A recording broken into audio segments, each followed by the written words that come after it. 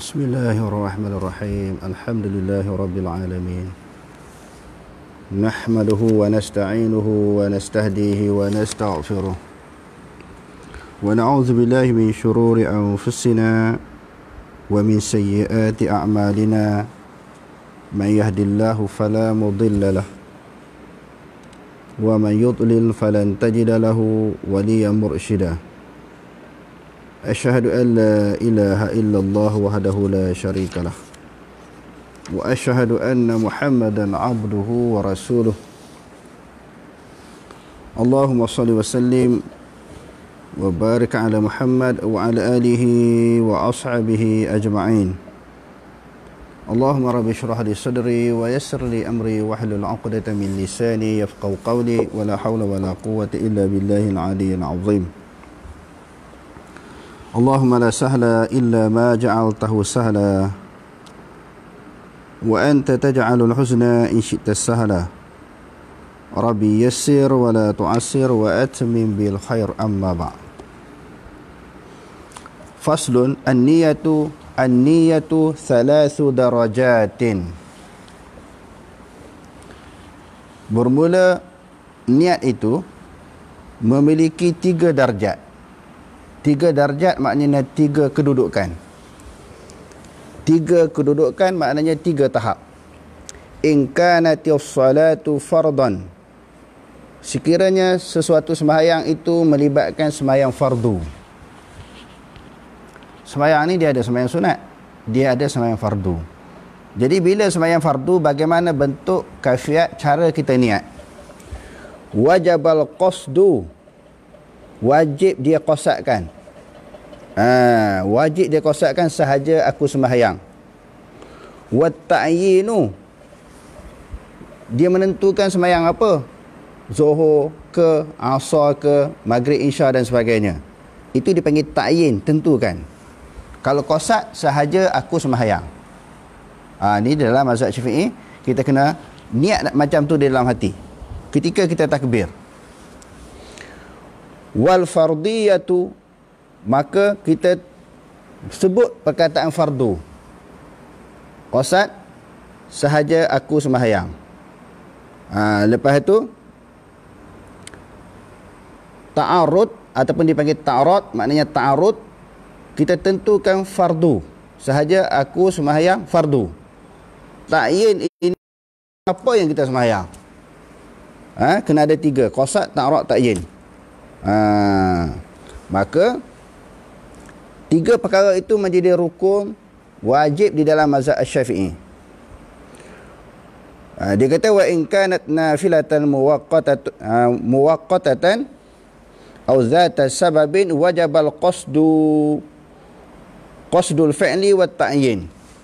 Kalau sekiranya sembahyang sunat yang ada waktu, sembahyang sunat ada waktu, sembahyang apa? Sembahyang witir yang berwaktu, sembahyang sunat duha, itu sembahyang yang berwaktu. Sembahyang sunat gerhana, sembahyang sunat gerhana matahari, gerhana bulan. Maknanya sunat-sunat yang berwaktu ini kita kena ada apa dia? Qasad dan juga ta'yin. Fardu tak perlu sebut.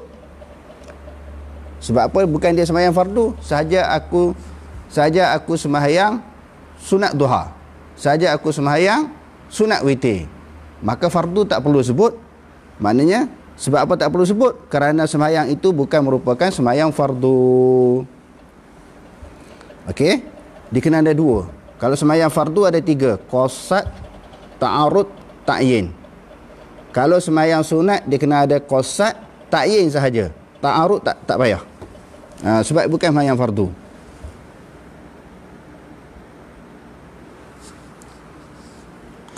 Okey, itu sembahyang yang ada waktu.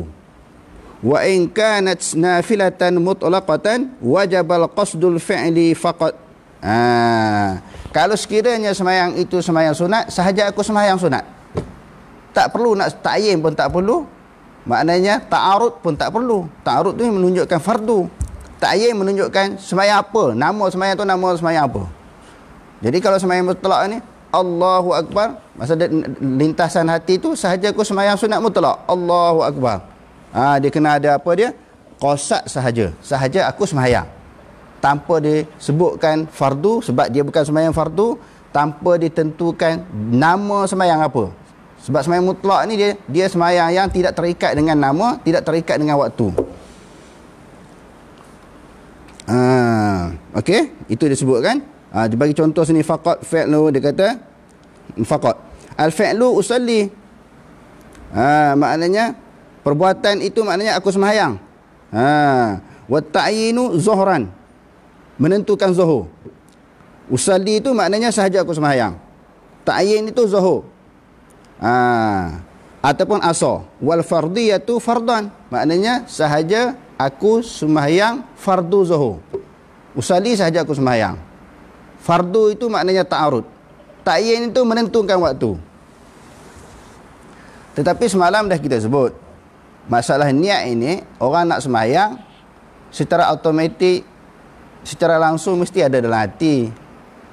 Bila terlalu ditekankan qasad, ta'arud, ta'yin ini, menyebabkan orang sembahyang ni jadi was-was, sebab dia nak pasang.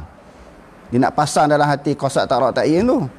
Sebenarnya setiap orang sembahyang, sebagaimana yang kita bahaskan semalam, semua dah mari dah dalam hati. Sebab niat adalah merupakan lintasan hati. Bila kita duduk atas tikar sembahyang, atas sejadah, atas tempat sembahyang ni, bila kita nak takbir tu, kita automatik dah mari dalam kepala kita. Kita nak sembahyang apa tu? Fardu apa? Semua dah ada dah. Allahu Akbar, terus dia. Yang jadi sembahyang takbir panjang-panjang berkali-kali sebab dia bercakap. Dipanggil percakapan hati. Dia bercakap, sahaja aku sembahyang fardu zuhur. Tu duk mari Allah. Sebab dia bercakap dalam hati. Ada pun lintas. Contohnya macam mana kita lintas? Kita nak menyeberangi jalan. Kita nak menyeberangi jalan raya contohnya. Adakah kita berjalan lambat-lambat? Selangkah demi selangkah.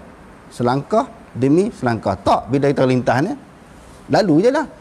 Maknanya begitu juga kiasan tentang masalah lintasan hati. Lintasan hati ni mari ya, zoom. Itu dipanggil lintas. Niat ni lintasan. Allahu Akbar. Jadi tani kadang-kadang orang jadi keliru. Bagaimana cara nak pasang niat? Apatah lagi melibatkan sembahyang jenazah, tu yang jadi panjang tu. Dan juga sembahyang jamak dan qasar.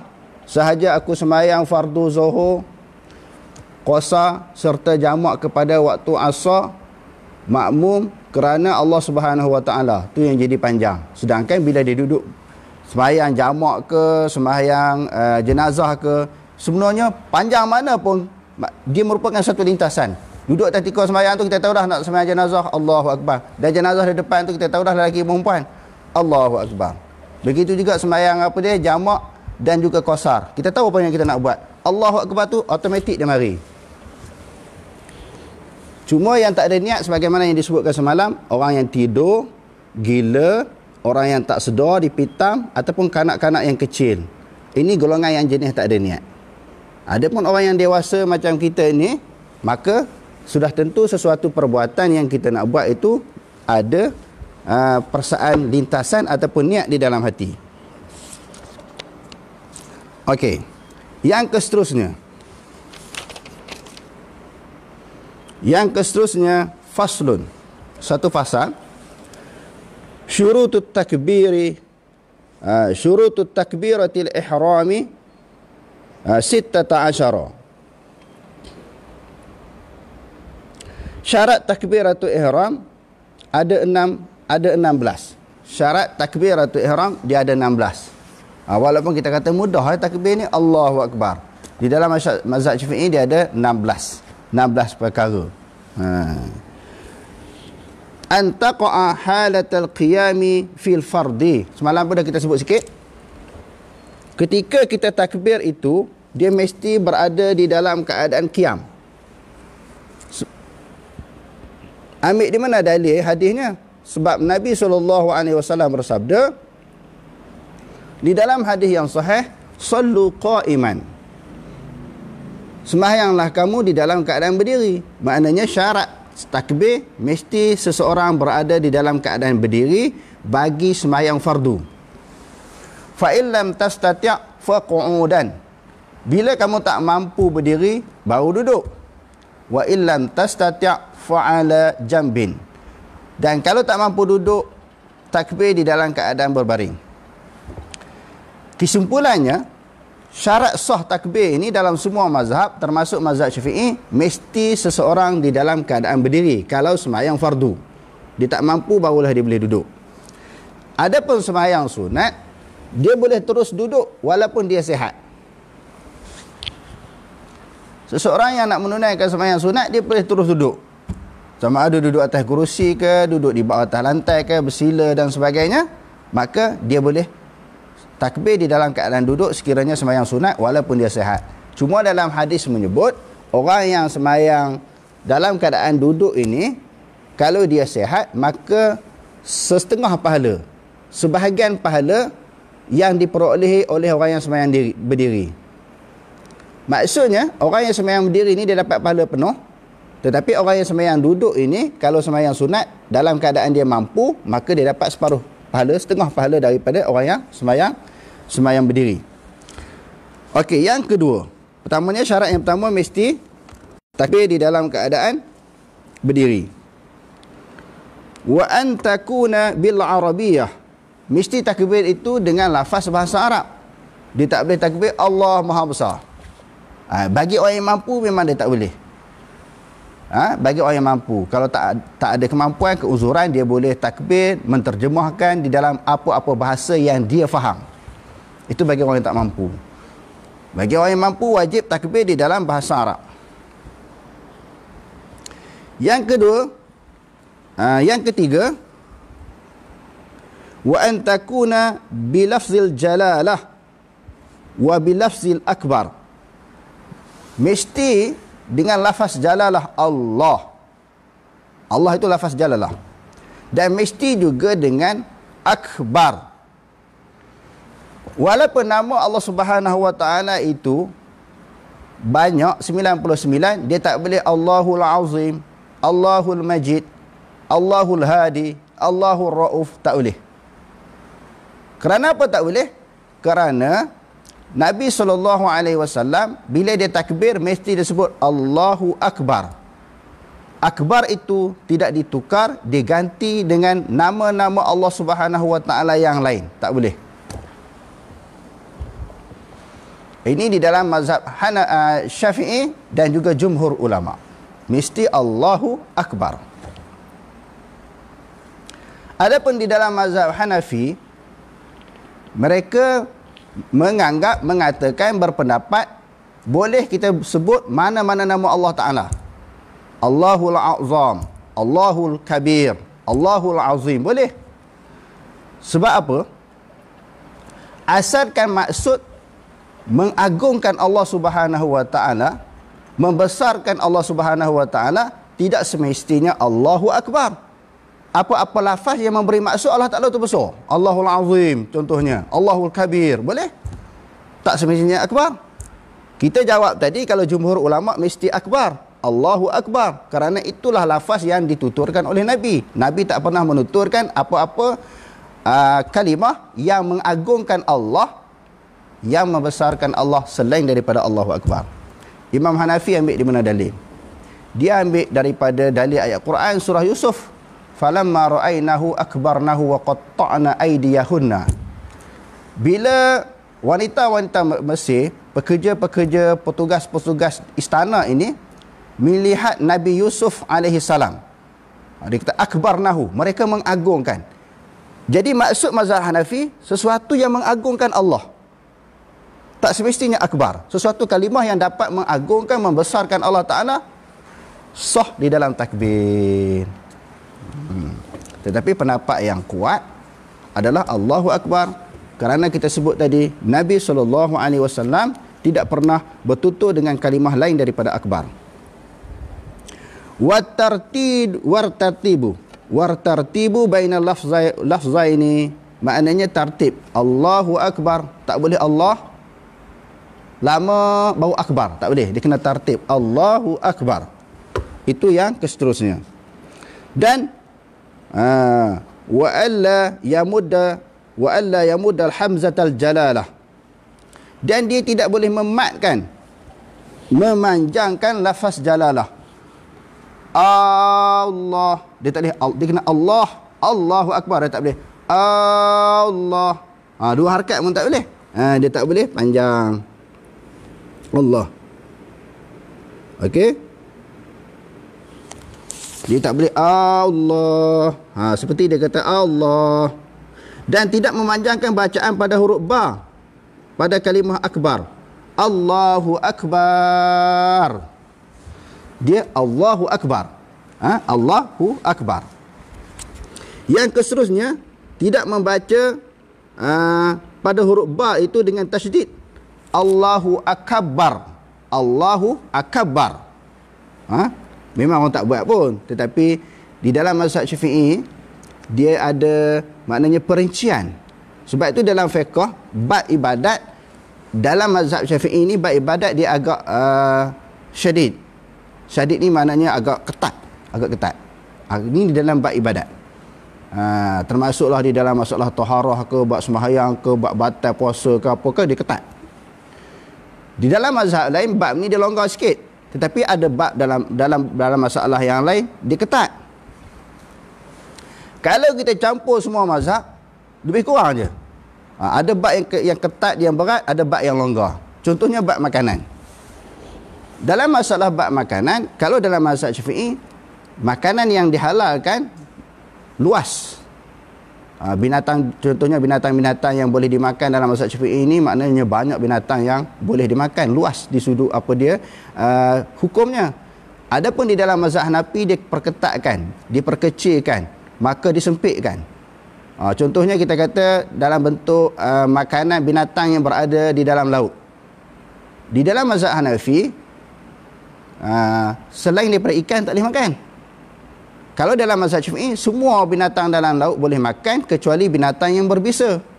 Sebab ada hadis kan, yang disebut apa, tuhuru ma'uhu wa halul maitatuhu.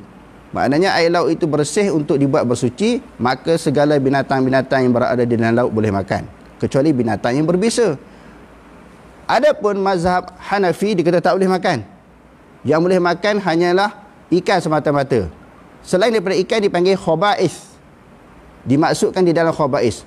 Sebab dalam Quran kata, hendaklah kamu memakan makanan yang baik, tayyibat, dan juga diharamkan minal khaba'is. Maknanya binatang-binatang, perkara-perkara yang buruk. Okey, secara kesimpulan, sebagaimana yang disebutkan tadi, bila kita campur ke semua mazhab ini, ada mazhab dia sama je.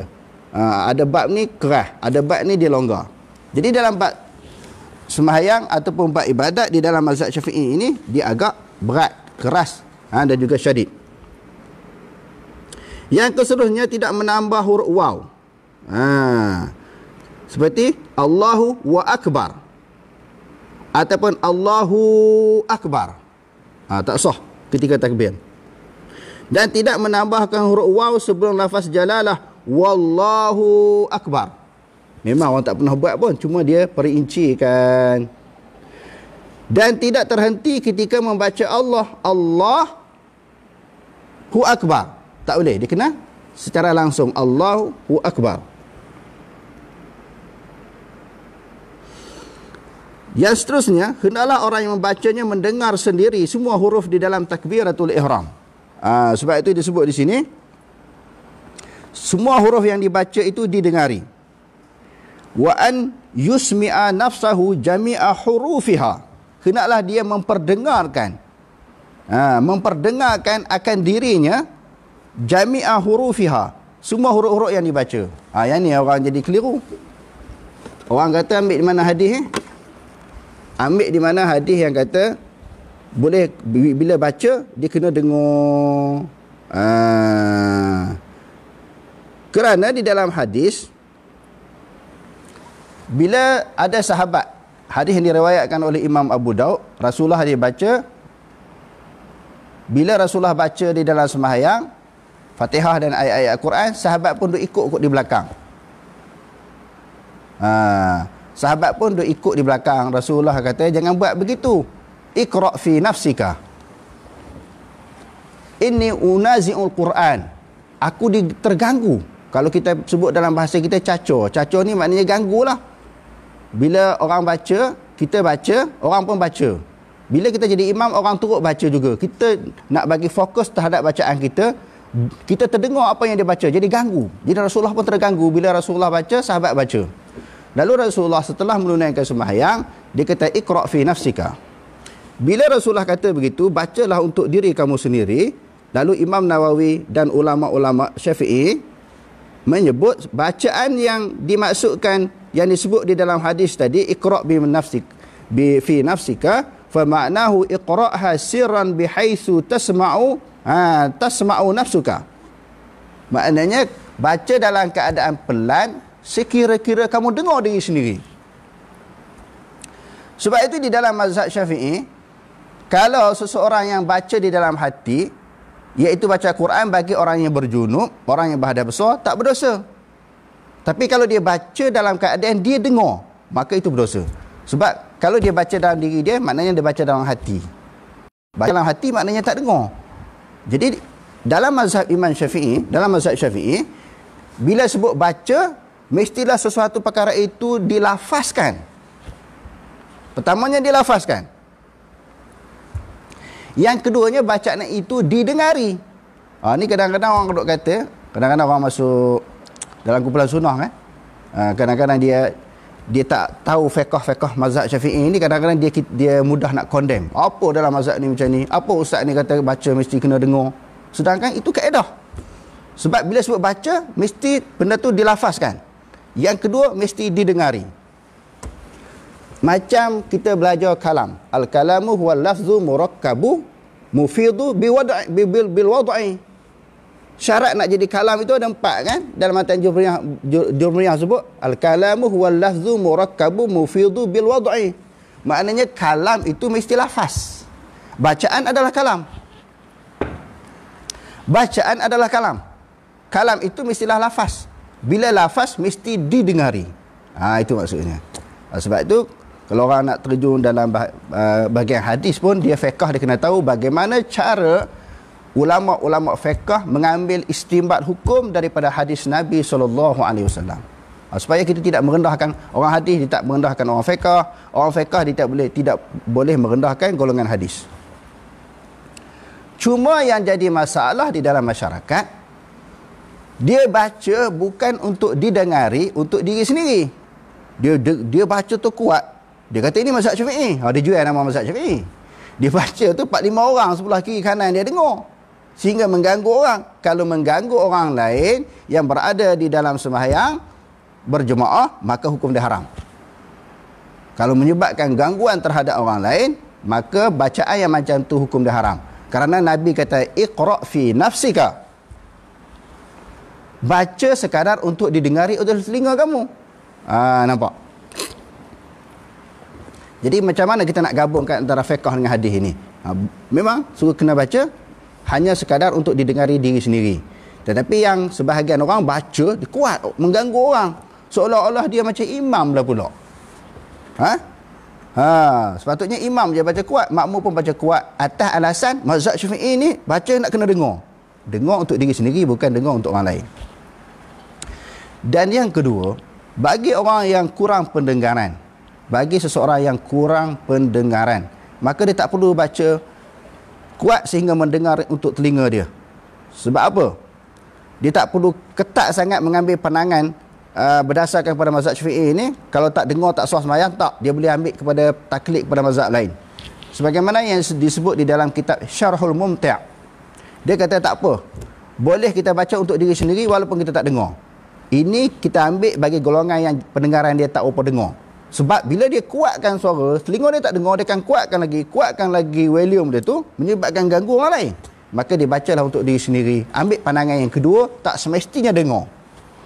Tak mesti dia dengar. Maknanya asalkan dia menggerak-gerakkan lisan dia yang memberi maksud bahawa dia baca, bukan merupakan bacaan dalam hati, dia baca dari sudut lisan dia, maka sah sembahyang. Maka sahlah sembahyang dia. Nampak? Maka jangan kita kuat sehingga orang lain dengar. Sebab dalam hadis pun dia suruh baca untuk diri sendiri.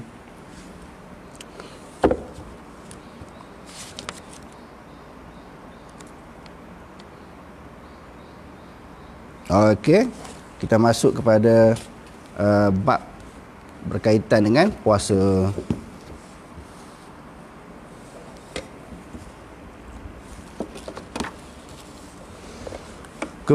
Kemuskilan perbahasan yang seterusnya iaitu tajuk yang seterusnya, senaja berbuka beberapa hari pada bulan Ramadan. Pada perbahasan yang lalu kita telah bincangkan bahawa seseorang yang berpuasa boleh berbuka puasa dengan dua alasan, sama ada sakit ataupun musafir. Ini ada soalan orang tanya Dr. Yusuf Qardawi, dia tak ada sakit, dia tak ada musafir, tetapi dia saja-saja dia tinggal puasa. Bagaimana kedudukan dia? Bila dia tinggal puasa di bulan Ramadan, dia nak ganti pada hari-hari yang lain. Bagaimana kedudukan dia? Apakah hukumnya orang yang senaja membuka puasanya beberapa hari dan berpuasa pada hari yang selebihnya? Adakah puasanya dikira? Jadi Dr. Yusuf Qardawi kata tiap-tiap amalan yang dikira akan dikira. Sebab siapa-siapa yang buat faman ya'mal misqala dzarratin khairan yarah, akan dikira, maknanya dikira pahala. Masalahnya bukan hari-hari dia berpuasa dikira ataupun tidak, tetapi hari-hari yang ditinggalkan itu adakah boleh diganti ataupun tidak.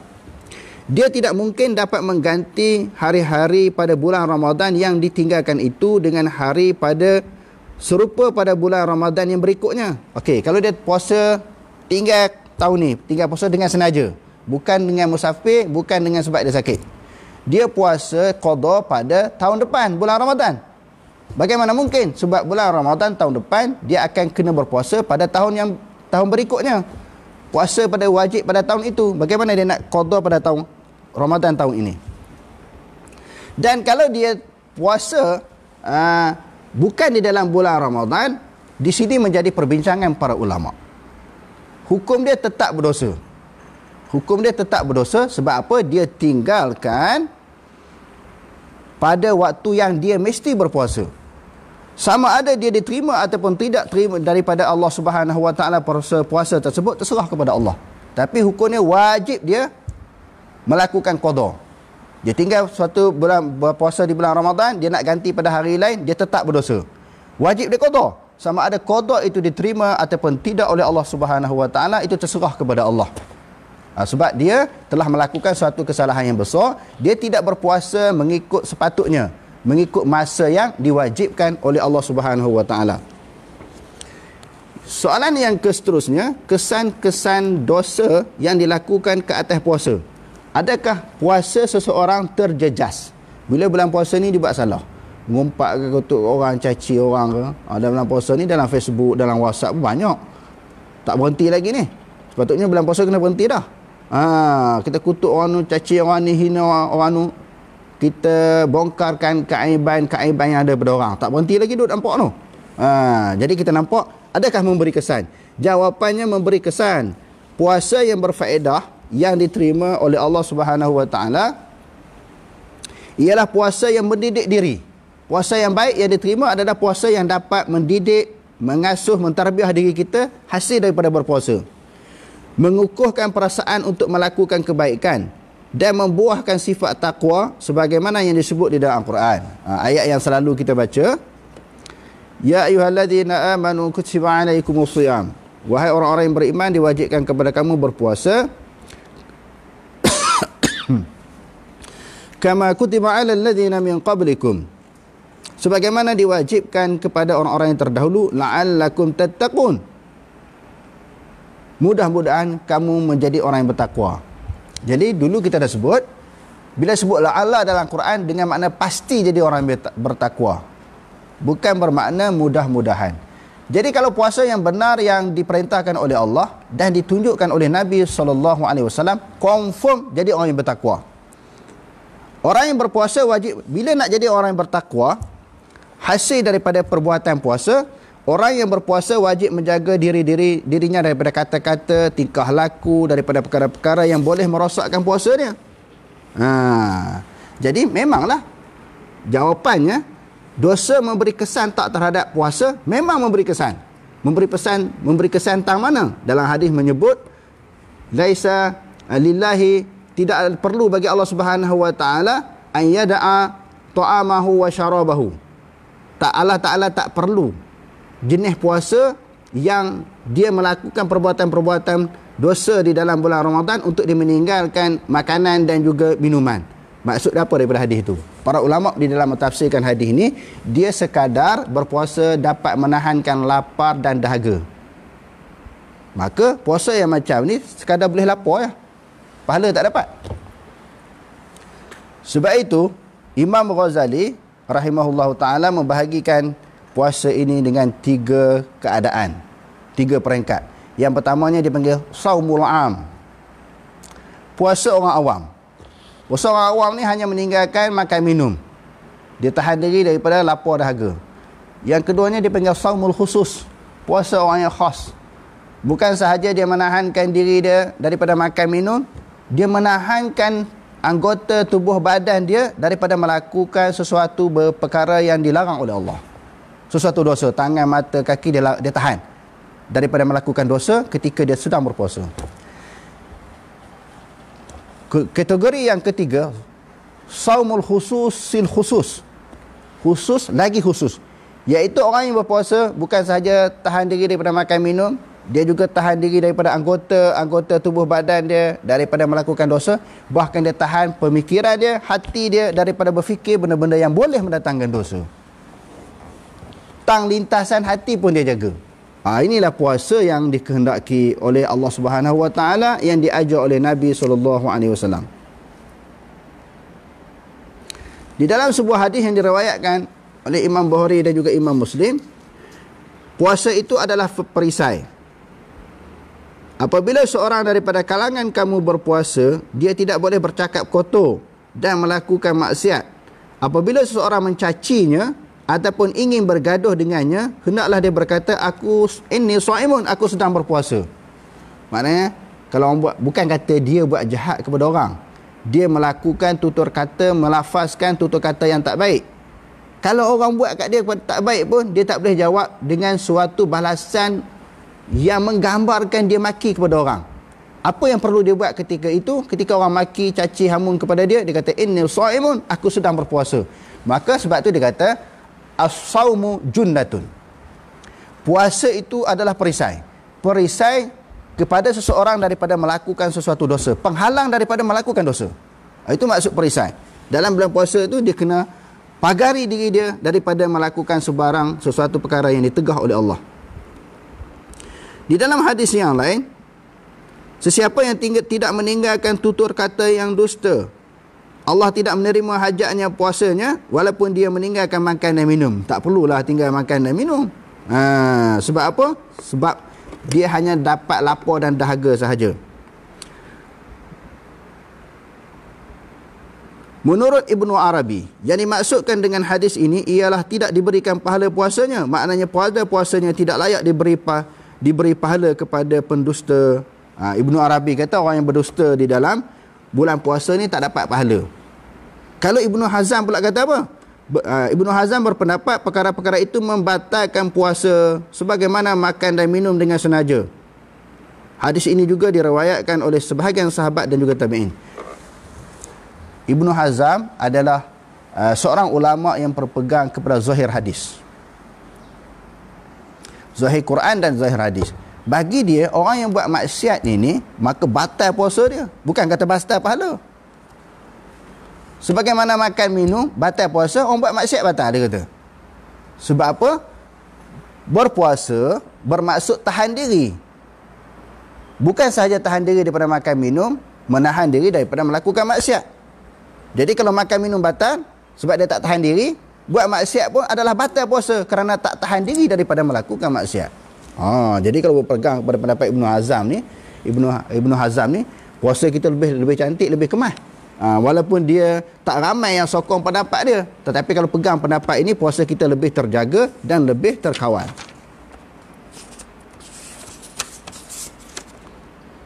Yang seterusnya, berkumur-kumur dan memasukkan air ke dalam hidung. Sebahagian perbahasan ini kita sebut dalam pengajian kita yang lalu. Berkumur ni batal tak puasa. Masuk air dalam lubang hidung batal tak puasa. Ada yang mengatakan berkumur-kumur dan memasukkan air ke dalam hidung menjejaskan puasa. Menjejaskan puasa seseorang. Sejauh manakah kebenaran pendapat ini? Orang tanya Dr. Yusuf Qardawi. Jawapannya, berkumur-kumur dan memasukkan air ke dalam hidung ketika berwuduk adalah sunat mengikut imam-imam yang 3 mazhab, Imam Abu Hanifah, Malik dan juga Syafi'i. Menurut pendapat dan juga pendapat Imam Ahmad, pendapat yang rajih di dalam mazhab dia. Hukumnya ada, bagi Imam Ahmad pula kata wajib. Imam 3 kata sunat. Imam Syafi'i, Maliki, Hanafi kata sunat. Imam Ahmad bin Hanbal dalam bab ni dia kata wajib masuk air ke dalam lubang hidung. Sebab ada hadis kan? Hadis suruh baligh fil istinsyaq illa an takuna shaiman. Dalam masalah ini tidak dikira sama ada sunat ataupun wajib, tidak harus meninggalkan walaupun dia berpuasa ataupun tidak. Sama ada pendapat ulama kata wajib ke masuk air dalam lubang hidung, pendapat Imam Ahmad, ataupun jumhur ulama kata sunat. Tak kira bulan puasa, tak kira ataupun bulan tak puasa. Tak kira seseorang itu dalam keadaan tak berpuasa ataupun dia sedang berpuasa, sunat masukkan air di dalam lubang hidung yang dipanggil istinsyaq. Orang Islam digalakkan melakukan amalan yang sama dengan keadaan dia tidak berpuasa. Ada sebuah hadis yang bermaksud apabila kamu masukkan air dalam lubang hidung ketika mengambil wuduk dan air itu termasuk ke dalam kerongkong, kamu maka tidak berpuasa, tidak batal puasanya. Kamu masih lagi berpuasa, maka tidak dianggap batal puasa. Bagi orang yang berpuasa yang berkumur dan memasukkan air ke dalam lubang hidung ketika berwuduk dan air itu termasuk ke dalam kerongkong tanpa sengaja dan tidak melampau, puasanya tetap sah. Samalah keadaannya jika dimasukkan debu jalanan, termasuk dimasuki debu jalanan ke dalam lubang hidung, ataupun lalat termasuk ke dalam lubang hidung, maka puasanya tidak terbatal. Jadi jawapan kepada soalan tadi, berkumur tak batal dan juga memasukkan air ke dalam lubang hidung tak batal puasa. Itu bab batal. Makruh tak makruh berkumur di bulan puasa ini? Khilaf ulama. Berkumur dan juga gosok gigi. Di dalam mazhab Syafi'i, gosok gigi dan juga berkumur di dalam ketika sedang berpuasa hukumnya makruh. Sebab mereka mengambil dalil, ulama-ulama Syafi'i mengambil dalil daripada hadis lahulu fu fami shaimi atyabu 'indallah min rihil miski. Bau mulut orang yang berpuasa lebih wangi di sisi Allah lebih daripada bau kasturi. Jadi bau mulut yang busuk itu lebih wangi di sisi Allah, lebih wangi daripada bau kasturi. Jadi untuk tidak menghilangkan bau mulut ketika berpuasa, jangan berkumur, jangan gosok gigi. Kalau berkumur dan gosok gigi, hukumnya makruh dalam mazhab Syafi'i. Tetapi Imam Nawawi menyebut, bagi Imam Nawawi boleh. Maksud berkumur gosok gigi ini selepas tergelincir matahari, maka setelah masuk waktu zuhur. Setelah masuk waktu zuhur, selepas tergelincir matahari maksudnya, tergelincir matahari masuk waktu zuhur, maka tak sunat kita gosok gigi, tak sunat kita kumur dalam mazhab Syafi'i. Kalau kumur dan juga kalau gosok gigi hukumnya makruh. Itu majoriti pegangan pendapat mazhab Syafi'i. Adapun Imam Nawawi kata boleh. Bagi orang yang nak berpegang pada mazhab Syafi'i juga, dia nak gosok gigi di siang hari selepas tergelincir matahari, maka dia pegang pada mazhab Hanafi, pegang kepada pendapat Imam Nawawi. Imam Nawawi kata boleh. Imam Nawawi jawab balik hadis itu.